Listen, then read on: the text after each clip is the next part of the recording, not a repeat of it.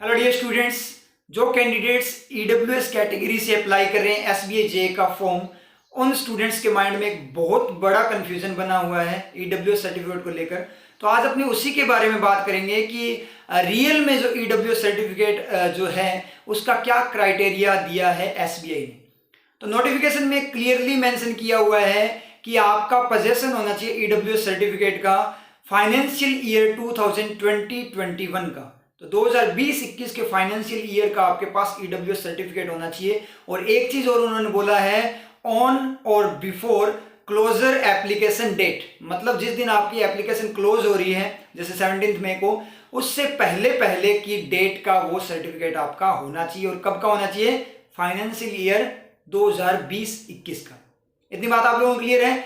तो इसका मतलब क्या निकला कि आपका जो सर्टिफिकेट हो वो जिस दिन आपका एप्लीकेशन फॉर्म, जिस दिन आप सब जो लास्ट डेट है आपकी, उससे पहले की डेट का बना हुआ होना चाहिए। यहाँ पे बहुत सारे स्टूडेंट्स के इश्यूज हैं, वो भी मैं यहाँ पे आपको बताऊंगा। और उसके बाद में जब आप फॉर्म अप्लाई करने जाते हो, फॉर्म फिल करते हो, उसमें भी लिख कर आता है कि आप पोजेशन में हो क्या, किसके? 2020-21 के ईडब्ल्यूएस सर्टिफिकेट के। तो यस या नो उस तरीके से वहां पे अप्लाई करना होता है। अगर आप अप्लाई कर रहे हो ईडब्ल्यूएस से तो वहां यस करना होता है। तो मतलब क्लियर हुई यहाँ पे पूरी की पूरी बात। क्या? एक तो आपका सर्टिफिकेट होना चाहिए 2020-21 का, ठीक है, फाइनेंशियल ईयर का। और दूसरी ये चीज कि आपका जो सर्टिफिकेट है जिस डेट पे बना है वो डेट होनी चाहिए क्या आपकी? 17 मई से पहले पहले की।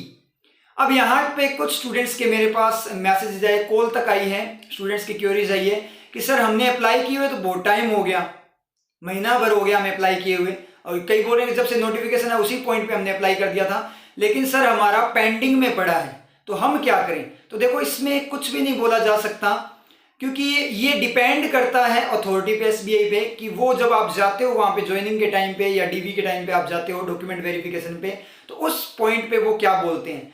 आप ऐसे बोलोगे लॉकडाउन था इसलिए हमारा सर्टिफिकेट नहीं बना, तो हो सकता है कोई पैनल वाले जो आपके कुछ रीजंस की अगर अपनी बात करें तो वो आपकी बात को समझ कर इसे बोल दे कि चलो कोई दिक्कत नहीं है, आप हमें अभी का क्या करो, 2020-21 का बना हुआ होना चाहिए आपका, और फाइनेंशियल ईयर 2020-21 होना चाहिए, और लेटेस्ट डेट का भी होगा तो भी कोई दिक्कत नहीं है, चल जाएगा।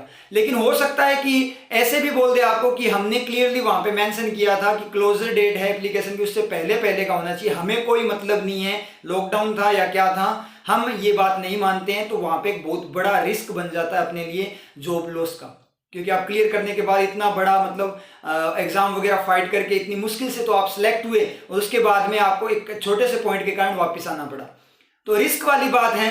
अब आप लोगों को लगता है कि बहुत सारे कैंडिडेट बोल रहे हैं सर लगा दें, क्या दिक्कत है, रिस्क ले लेते हैं, तो ले लो, कोई दिक्कत नहीं है, लेकिन रिस्क सीरियसली बहुत तगड़े वाला है। अगर आप ईडब्ल्यूएस से आप क्लियर कर सकते हो एग्जाम को, तो आप जनरल कैटेगरी से भी क्लियर कर सकते हो।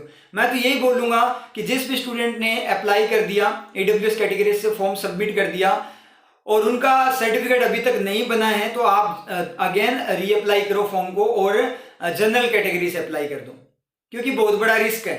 स्टडी आप थोड़ी ज्यादा कर लेना, वैसे भी आपको पता कंपटीशन कम है क्योंकि हालात ऐसे हो रखे हैं उसके अकॉर्डिंग, तो कोई दिक्कत नहीं है, जनरल से भी तो आप फाइट कर सकते हो। लेकिन अगर बाई चांस आप ईडब्ल्यूएस का ये आपके इश्यू रहता है और बाई चांस आपको वो वहां पे रिजेक्ट कर देते हैं, उसके बाद क्या करोगे?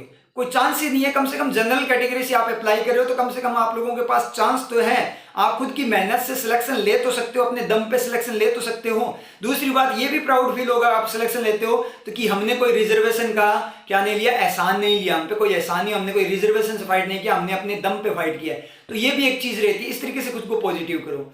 उसके बाद सबसे बड़ा इश्यू ये रहता है कि अगर आप नहीं भी करते हो, आप उसी को ऐसे कि चलने देते हो, रिस्क ले लेते हैं, तो आपके माइंड में ये चीज रहेगी हमेशा कि कहीं बाद में जब हम ज्वाइनिंग के टाइम पे जाएंगे, हमारा सिलेक्शन हो गया, उसके बाद में कहीं गड़बड़ ना हो जाए, कहीं हमें रिजेक्ट ना कर दिया जाए। और इस चक्कर में आपकी स्टडी पे 100% गारंटी है आप पे इफेक्ट पड़ेगा ही पड़ेगा। क्योंकि कुछ स्टूडेंट से मेरी बात हुई, वो बोल रहे हैं कि सर इस ईडब्ल्यूएस सर्टिफिकेट के चक्कर के कारण हमारी स्टडी नहीं हो पा रही, जो ईडब्ल्यूएस से अप्लाई कर रहे हैं। उन स्टूडेंट्स ने बोला है। तो रियलिटी है, तो इसका मतलब क्या, स्टडी खराब हो रही है, इसका मतलब वापस से दिक्कत ये हो रही है कि आप बैक जा रहे हो सिलेक्शन से। अब आप जनरल से अप्लाई करके अगर मेहनत के साथ जनरल कैटेगरी को ध्यान में रखते हो, उसकी कट ऑफ को ध्यान में रखते हो, अगर आप स्टडी करते हो तो आप कुछ ज्यादा हाई लेवल पे स्टडी करोगे और ये टाइम भी वेस्ट नहीं होगा, क्योंकि अभी का जो टाइम है वो बहुत ज्यादा क्रूशियल टाइम है। तो आप डिसाइड कर लेना उसके अकॉर्डिंग। मैं तो यही बोलूंगा आप लोगों को कि आप अगेन अप्लाई करो, इतनी बड़ी बेवकूफी मत करो, बाद में भुगतान करना पड़ सकता है आप लोगों को।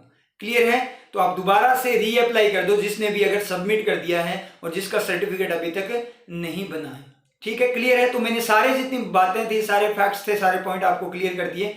ठीक है, उसके अकॉर्डिंग आप डिसाइड कर लेना। Okay, all the best.